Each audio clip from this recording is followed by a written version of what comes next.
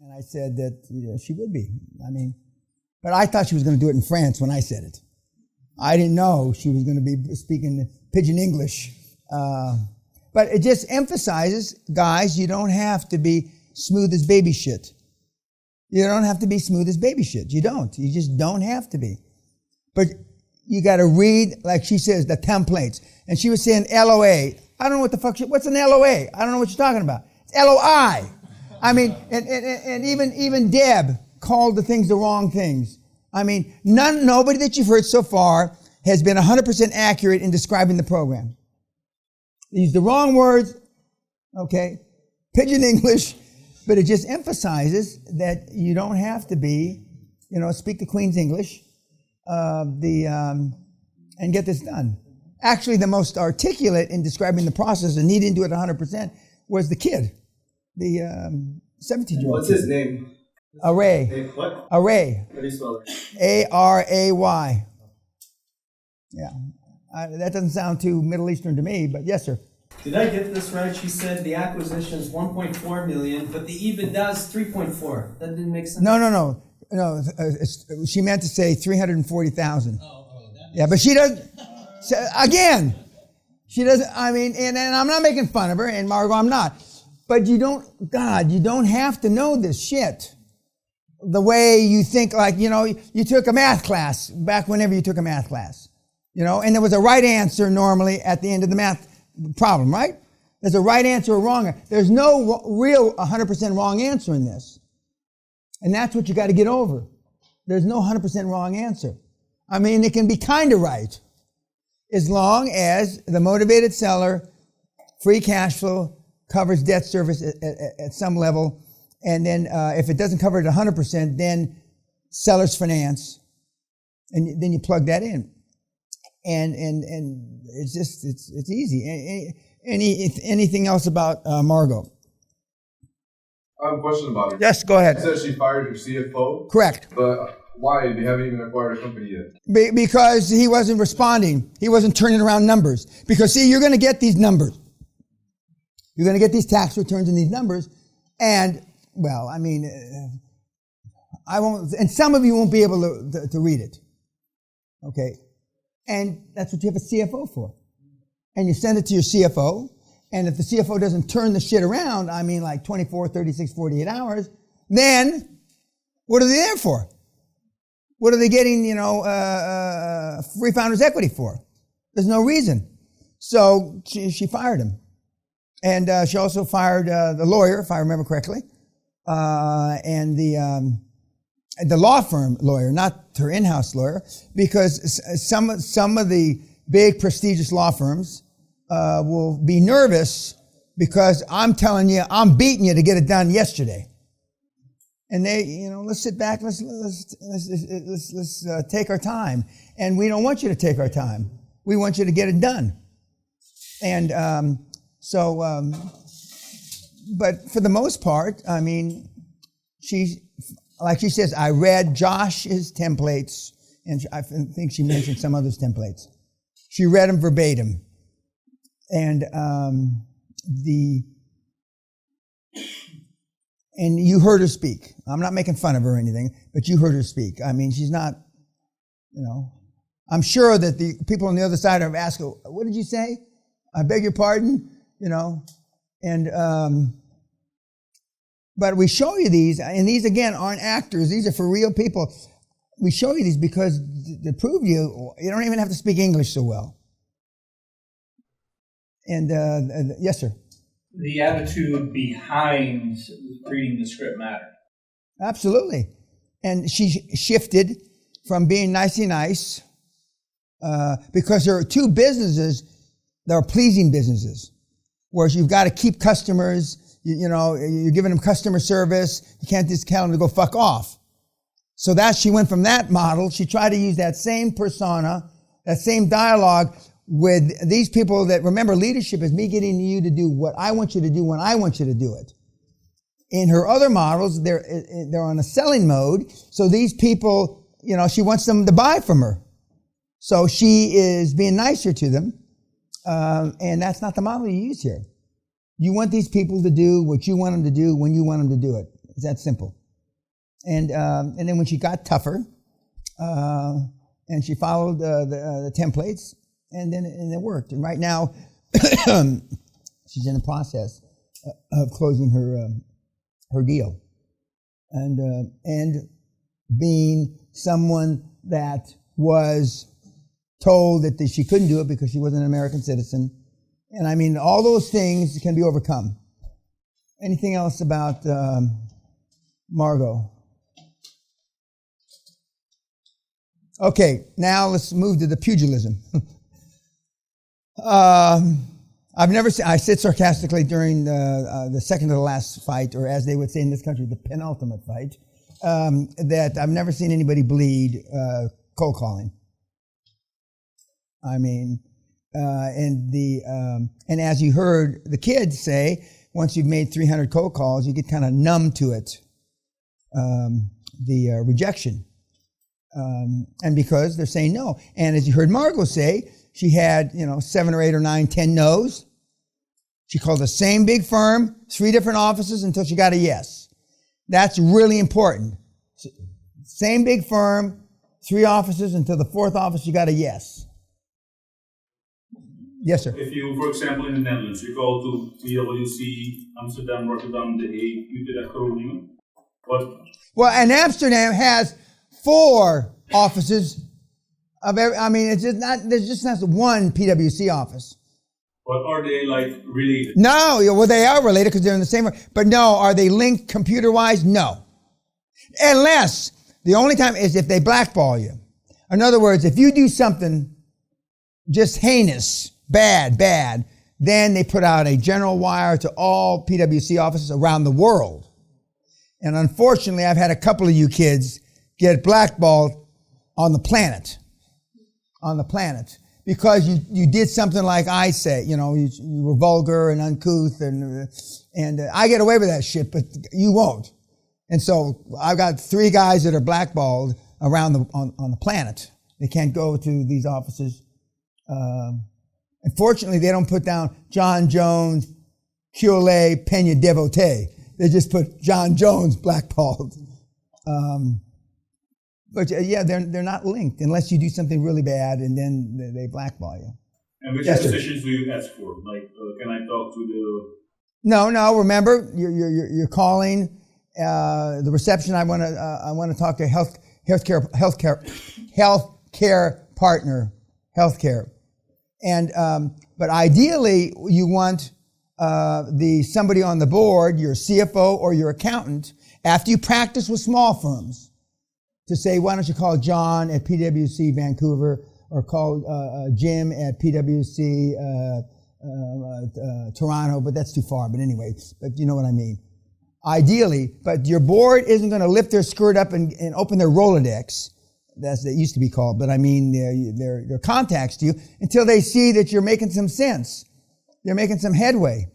And one of the things that we talk about tomorrow is when we practice these presentations, the templates that everybody's mentioned so far, practice them, record yourself first. Okay? And practice that way. Then practice in front of a mirror. Then tape yourself. You'll be fucking stunned how scary you are poorly. You're doing it poorly, okay?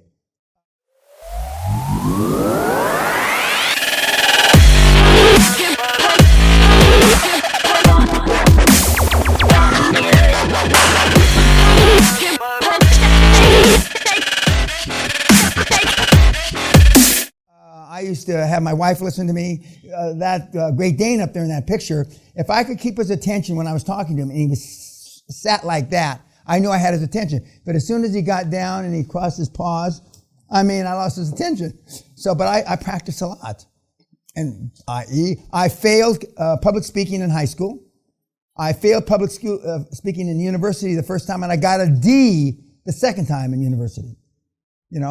And I'm a world-class speaker now, but I've made thousands of speeches. Thousands. Now, you don't have to make thousands, but you make a few dozen and you see how more polished you are. But you've heard everybody has talked about rejection. Now, what they haven't said, they've talked about default, but rejection's a default as well. Because most of you have stayed in your comfort zone where you've stayed away from rejection on purpose. Either dating lesser attractive girls because you didn't want to be turned down. At my 50th reunion, the girl that I remember practicing 3 weeks to take her out on the junior prom. And I told Sally, see that gal over there? I practiced 3 weeks asking her out on the junior prom. And Sally looked at me, because now she's a frumpy old grandmother that weighs about as much as I do, you know? And to think I practiced fucking 3 weeks to ask that gal out is beyond my, of course, 50 years hence, or 55 years hence, but practice. And so then you tape yourself, and give a presentation. You know, I wouldn't do it in front of your kids because they'll laugh. Even sometimes your spouses will laugh because that's how poor you are. So, but that's why you start at the bottom, the top 50 accountants, and you're giving presentations to them. And I would also practice not in your hometown. If you're from Bristol, somebody's from Bristol, right? You don't start in Bristol. I'd go to fucking Manchester, or I'd go to someplace far away. For example, if you're, we had kids before that were in Los Angeles that went to Las Vegas to practice. Well, they were fucking around there, but they went to practice and give a presentation. They went to Mesa, Arizona. They went to Phoenix, Arizona to practice, because you don't want to step on your dick next door to where you want to do business. And and you'll get better. And of course, now I remember what these kids were like in the beginning, before they made one presentation. And they're like Lord Olivier now. I mean, they're like polished Academy Award actors now compared to what they were. And even the least gifted of the individuals gets better and better. And and we're going to see, starting tomorrow, we're going to see Josh presenting who? But banker. Okay? And Josh, he sounds pretty polished, but he's given a lot of presentations now. Of course, now he's got success under his belt. There's no difference. As soon as you close a deal, all of a sudden you go from like a C actor to an A actor. Because you're talking like Margot said, she was talking with confidence. Talking with confidence. It's like anything else. People want to deal with somebody that is confident about what they're saying, especially because you're going to be selling something that's foreign to them. Absolutely, like there was a book written, Men Are From Venus and Gals Are From Mars, or I forget what the title was. That's what it's going to be like. Because you're going to be saying stuff that they don't believe in because they haven't done it. And one of the terms that the kid said, he says, well, you're familiar with a private equity model.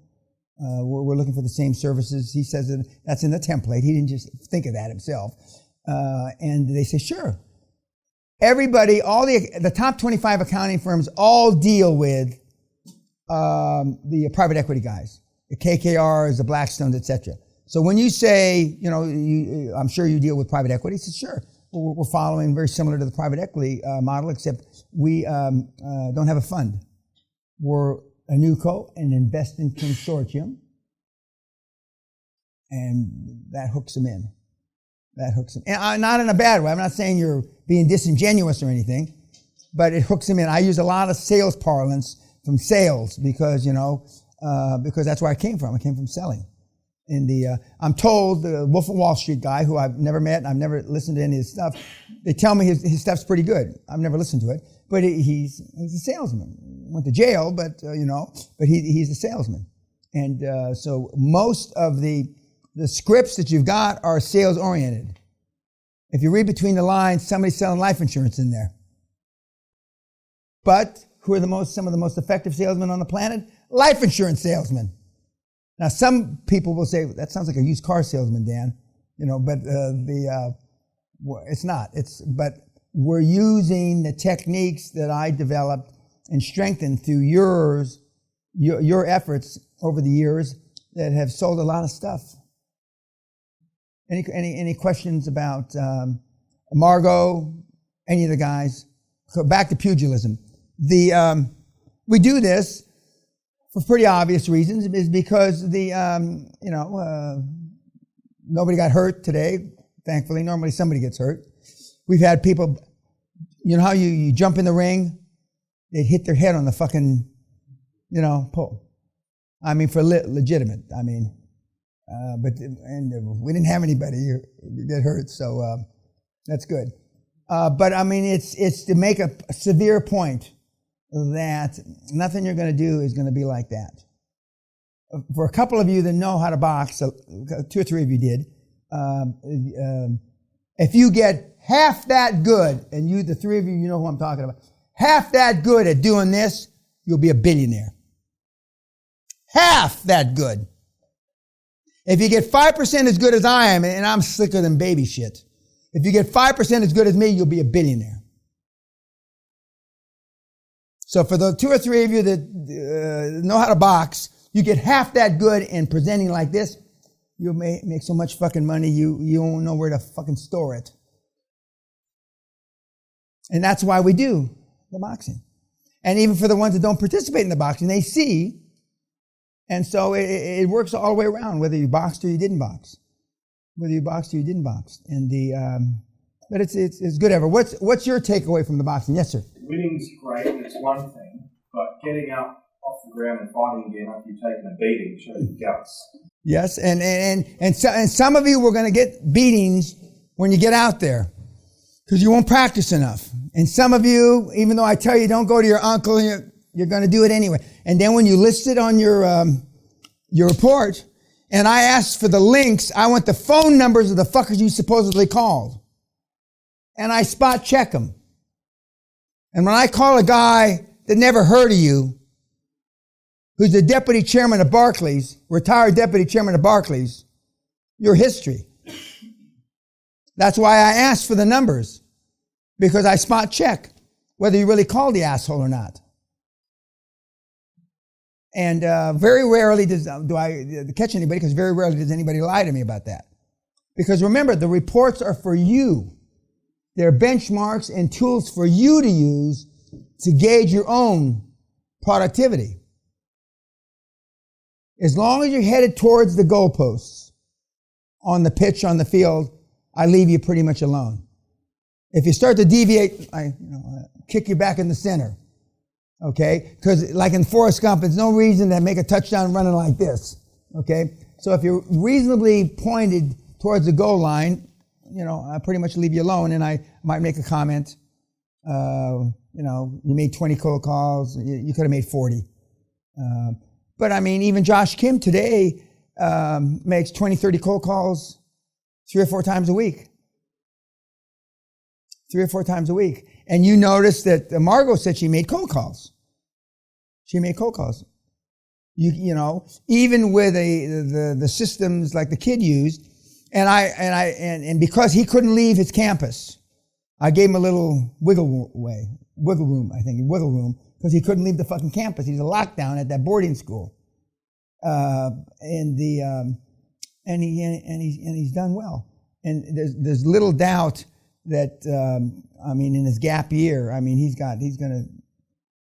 unfortunately, he won't be going back to university. It's not unfortunately. His parents will think, unfortunately, just give him another knife in my little doll that they stick pins in, the Peña doll. Okay, YouTube, thank you. Good night.